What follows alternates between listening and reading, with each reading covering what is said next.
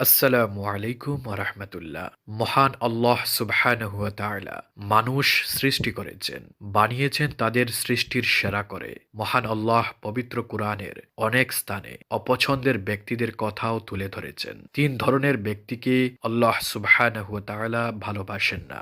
এক, জালিম ব্যক্তি। মহান আল্লাহ পবিত্র কুরআনে বলেন, আর যারা ঈমান এনেছে এবং সৎকর্ম করেছে আল্লাহ তাদের পরিপূর্ণ সওয়াব দান করবেন। আল্লাহ জালিমদের ভালোবাসেন না। সূরা আলে ইমরান ৫৭। দুই, অহংকারী ও দাম্ভিক ব্যক্তি।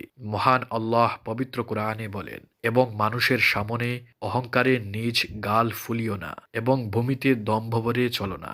নিশ্চয়ই আল্লাহ কোনো দাম্ভিক অহংকারীকে পছন্দ করেন না। সূরা লুকমান ১৮। অন্য আয়াতে আল্লাহ সুবহানাহু ওয়া তাআলা বলেন, নিশ্চয়ই তিনি অহংকারীকে পছন্দ করেন না। সূরা নাহল ২৩। তিন, বিশৃঙ্খলা সৃষ্টিকারী। মহান আল্লাহ পবিত্র কুরআনে বলেন, পৃথিবীতে ফাসাদ বিস্তারের চেষ্টা করো না, জেনে রেখো আল্লাহ ফাসাদ বিস্তারকারীদের পছন্দ করেন না। সূরা কাসাস ৭৭।